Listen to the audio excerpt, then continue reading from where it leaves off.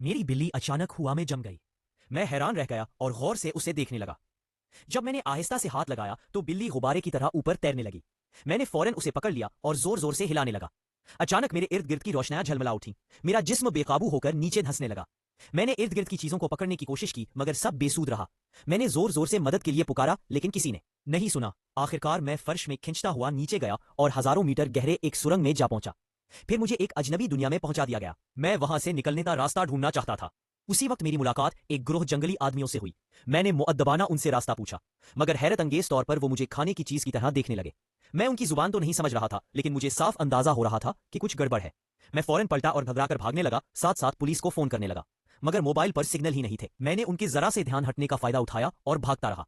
मुझे अंदाजा नहीं था कि आगे उन्हीं जंगलियों का किला है और मैं सीधा उसमें घुस गया। जंगली ये तवक्को ही नहीं कर रहे थे कि मैं यूं उनके पास खुद आ जाऊंगा, इसलिए उन्होंने मेरा पीछा नहीं किया। जल्द ही मेरी मुलाकात उनके सरदार से हुई। जब मैं गार में भाग रहा था तो अचानक दोबारा वक्त का सफर हुआ और मैं वापस अपने घर में आ गया। मेरे घर वालों को कुछ खबर न थी कि मेरे साथ क्या हुआ है। मैं भी उन्हें कुछ समझा न सका। मैं अभी अभी दर्जनों मंजिलें अपने जिस्म से तोड़कर आ चुका था मगर हैरत की बात यह थी कि मुझे कुछ नहीं हुआ। सिर्फ मेरी गर्दन पर एक काटने का निशान सा मौजूद था। मगर अजीबोगरीब वाकयात यही खत्म नहीं हुए। उसी दिन अचानक मेरे इर्द गिर्द के सब लोग रुक गए और मैं आहिस्ता आहिस्ता नीचे धंसने लगा। मैं एक झील में जा गिरा। वहां जंगली लोग मुझे देखकर खुशी से मेरी तरफ लपके। मैं खौफ के मारे पीछे हटने लगा लेकिन अचानक किसी ने मेरा हाथ पकड़कर मुझे पानी से बाहर खींच लिया। उसके बाद ये वक्त के सफर बार बार होने लगे। कभी भी कहीं भी ऐसा लगता है कि अब मुझे इस अजनबी दुनिया से ही अपने सवालों के जवाब ढूंढने होंगे।